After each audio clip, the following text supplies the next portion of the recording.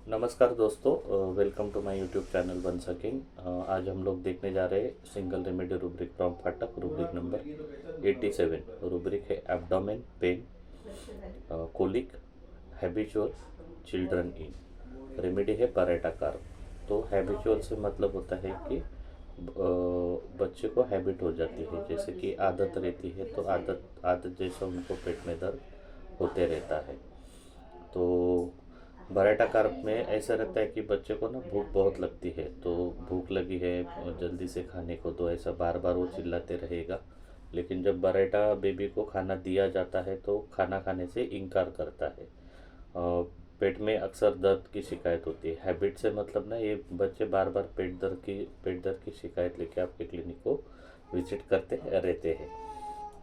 एक रेमेडी है पिचुटरीनम वनम। तो पिचुटरीनम नाम की रेमेडी है। तो आपके कोई केसेस अगर स्टक है रिकरेंट एब्डोमिनल पेन के, चाहे जो भी रेमेडी चल रही हो, लेकिन रिकरेंस उनका ख़त्म नहीं हो रहा है, तो आप पिचुटरीनम वनम का एक डोज एक 15 दिन के अंतर पे एक सिंगल डोज या फिर रिपीटेशन कर सकते हो। तो आपके वो स्टक केसेस जो है वो निकल सकते हैं। आगे बात करेंगे, मतलब जैसे इसका यूज़ हो गए as an inter current remedy पिचुटरीनम का। वापस दूसरे क्लिनिकल टिप देना चाहूँगा कि कभी कभी बच्चे आते हैं ना, तो वो ऐसा बोलते हैं कि मान लो पेट का हिस्सा है, तो वो बोलेंगे यहाँ पे दर्द होता है। तो they will say the pain is at one point, मतलब एक ही जगह पे निश्चित कोई स्थान के ऊपर उनको दर्द रहता है। और कुछ बच्चे हैं तो मान लो ये पेट है, तो बोलेंगे मतलब दर्द कहाँ पे हो रहा है, ऐसा आप पूछोगे तो ऐसा हाथ लगा कर बोलते हैं कि दर्द इतने हिस्से में है करके। तो इसमें ये रहता है कि एक निश्चित जगह पे नहीं, लेकिन दर्द अलग अलग जगह पे या पूरे पेट में फैला फैला हुआ रहता है।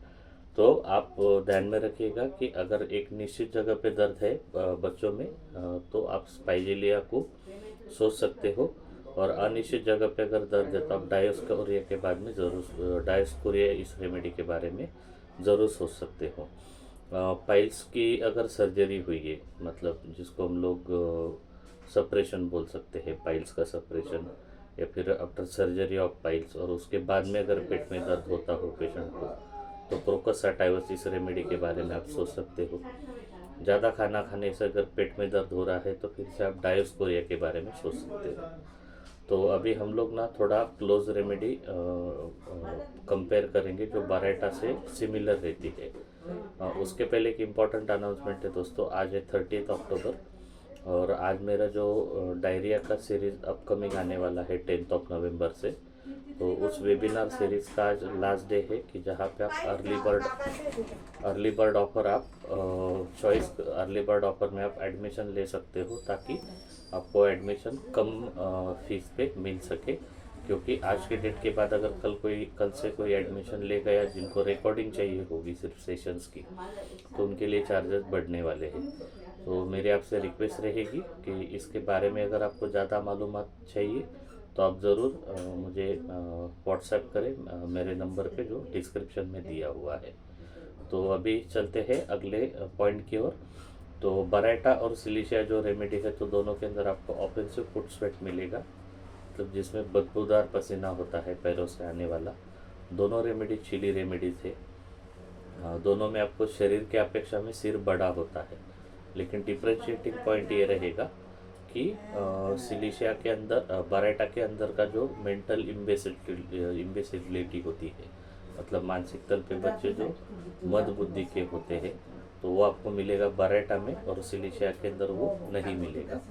दूसरा हम लोग कंपेयर करेंगे सिलिशिया और कैलकेरिया। तो दोनों के अंदर पसीना बहुत ज़्यादा आता है, और वो स्पेशली सर के अंदर आता है। तो ये ऐसे डिफ्रेंशिएटिंग पॉइंट रहेंगे सिलिका, कैलकेरिया और बराटा के अंदर।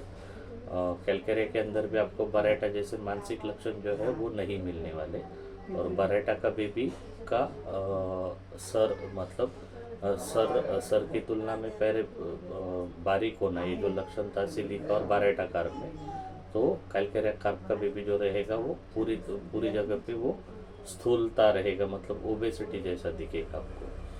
तो ठीक है दोस्तों, मिलते हैं अगले वीडियो में। अगर आपको मेरे चैनल का कंटेंट सही और अच्छा लगता है तो please do like, subscribe and comment. Thank you all. मिलते हैं नेक्स्ट वीडियो में, तब तक के लिए बाय बाय।